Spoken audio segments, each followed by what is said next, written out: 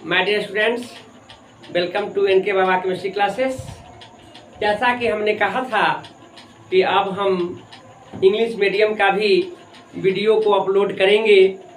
अब आज से हम इंग्लिश मीडियम में भी पढ़ाना प्रारंभ कर दिए हैं और यह टॉपिक सॉल्यूशन से लिए है। यह यूनिट सेकंड से हमने स्टार्ट किया है, काफ़ी ही ब्रीफ में और इसका हम बताने जा रहे हैं। और इसमें आपको जानना है कि सॉल्यूशन क्या है ना। तो solutions are homogeneous mixtures of two और more than two components. Solution जो होते हैं होमोजेनियस मिक्सचर्स होता है जिसमें दो या दो से अधिक कंपोनेंट्स डिजॉल्व होते हैं। इसमें देखिएगा, by homogeneous mixtures we mean that its composition and properties are uniform throughout the mixtures। कहने का मतलब यह है कि जो होमोजीनियस मिक्सचर्स में आपको कंपोनेंट जो होंगे यूनिफॉर्मली डिजॉल्व हो जाता है। For example, mixture of water and sugar is completely dissolve in water. यानी चीनी जो है पानी में कंप्लीट डिजॉल्व हो जाता है, वह उसमें यह नहीं दिखाई देता है कि उसमें कोई कंपोनेंट है। तो यह यूनिफॉर्मली वह सबके सब उसमें क्या हो जाता है, डिजॉल्व हो जाता है, विलीन हो जाता है। इसलिए इसे होमोजेनियस मिक्सचर के नाम से जानते हैं। तो सॉल्यूशन हमेशा होमोजेनियस मिक्सचर्स होते हैं, लेकिन हम इसके अपोजिट बात करते हैं तो क्लोराइड्स जो होते हैं वह हेट्रोजीनियस मिक्सचर्स होते हैं, जो हम यूनिट 5 में इसके बारे में स्टडी करेंगे। तो यहाँ पर देखना है कि सॉल्यूशन जो होते हैं होमोजीनियस मिक्सचर्स होते हैं। इसमें बहुत तरह के एग्जांपल्स होते हैं, ब्रास है, ब्रॉन्ज है, जर्मन सिल्वर है, अमलगम है। तो यह ऐसा यूनिक हमने एग्जांपल्स लिया है जो अक्सर एग्जामिनेशन में पूछे जाते हैं। ब्रास तो इस बार के क्वेश्चन है, बीपीएससी में पूछा गया क्वेश्चन है कि ब्रास में कौन कौन से कंपोनेंट हैं। तो ब्रास एक ऐसा होमोजेनियस मिक्सचर्स है, सॉलिड का होमोजेनियस मिक्सचर्स है जिसमें कॉपर एंड जिंक होते हैं। तो यह काफ़ी इम्पोर्टेंट था और हमने हिंदी मीडियम में भी दिखाया था और इसमें भी हमने बताया। तो इसमें कॉपर और जिंक का जो होमोजेनियस मिक्सचर्स हैं, जो कंपोनेंट है, वही क्या कहलाएंगे, ब्रास कहलाएगा। ब्रॉन्ज जो होते हैं कॉपर और टीन का होमोजेनियस मिक्सचर्स होते हैं। कॉपर और tin equal to bronze. German silver में 3 कंपोनेंट है, 3 कंपोनेंट्स हैं, वह कॉपर है, जिंक है और निकेल है। तो यह एक आम जीवन में, व्यवहारिक जीवन में यूज होने वाले सॉलिड का यह होमोजेनियस मिक्सचर्स है जो काफ़ी इम्पोर्टेंट है।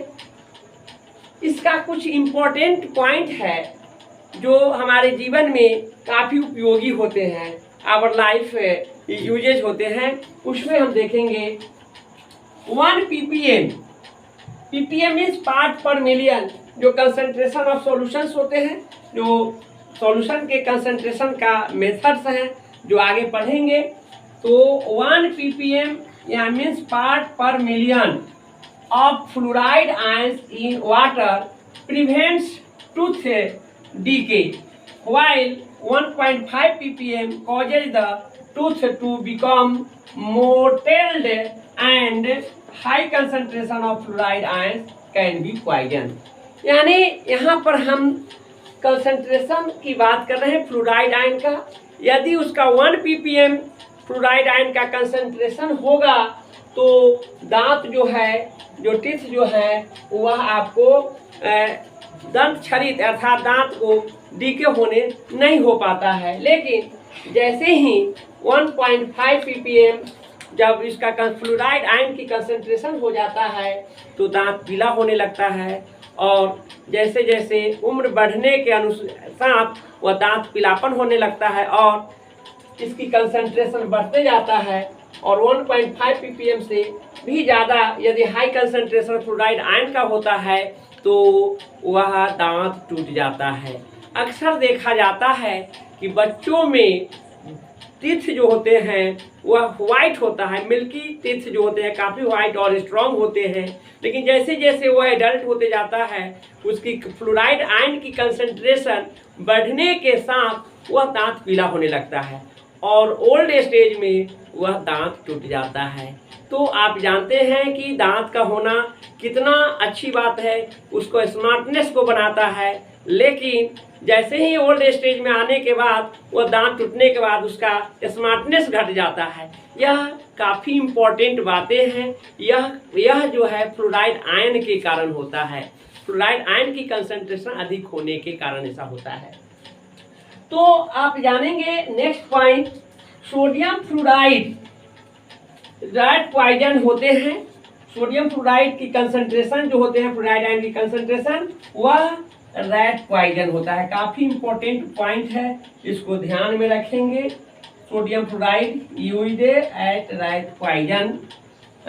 इसके साथ साथ intravenous injection are always dissolved in water containing salt at particular ionic concentration that match with blood plasma concentration and so on। तो आप यह जानेंगे कि सोडियम फ्लोराइड का जो कंपाउंड्स होते हैं उसका जो कंसंट्रेशन होता है वह रेड पॉइजन होता है। इसके साथ ही साथ उसका इंटरवेनस इंजेक्शन जो उसमें निडल जो होते हैं उसको ये इंजेक्ट किया जाता है तो ब्लड में, तो वहाँ का भी उसकी कंसंट्रेशन होते हैं। यदि उसकी कंसंट्रेशन नहीं होगा तो निडल जो होते हैं वह जो है इंजेक्शन का वह पॉइजनस हो सकता है। तो मेडिकल साइंस में इसका काफ़ी यूज होता है। हम यहाँ पर जो ये टर्म लिखा गया है उसका मेडिकल साइंस में यूज है और इसलिए यह competitive examination point of view से इम्पोर्टेंट है, इसको भी ध्यान में रखने की आवश्यकता है।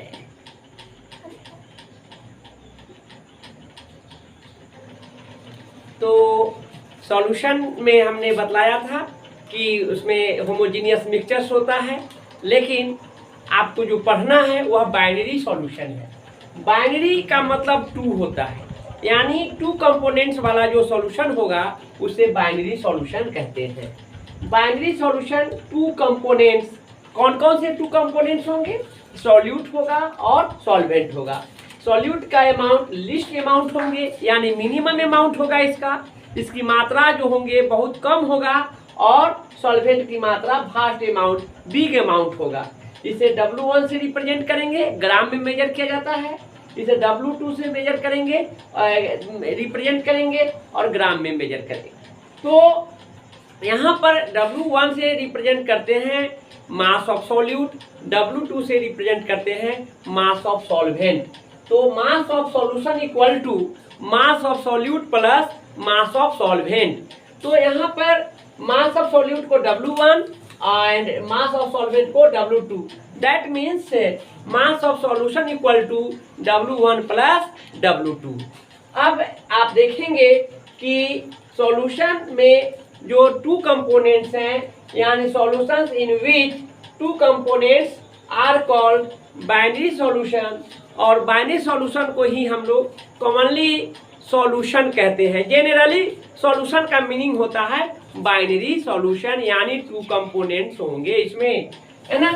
तो solution equal to solute plus solvent होता है। तो इस तरह से बाइनरी सॉल्यूशन कंप्लीट हुआ।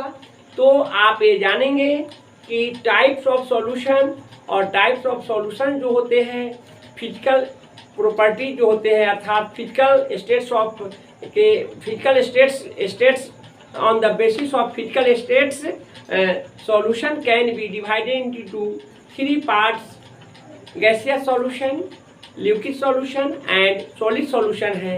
यह तीनों सॉल्यूशन का जो पार्ट है इसको नेक्स्ट डे हम पढ़ाएंगे।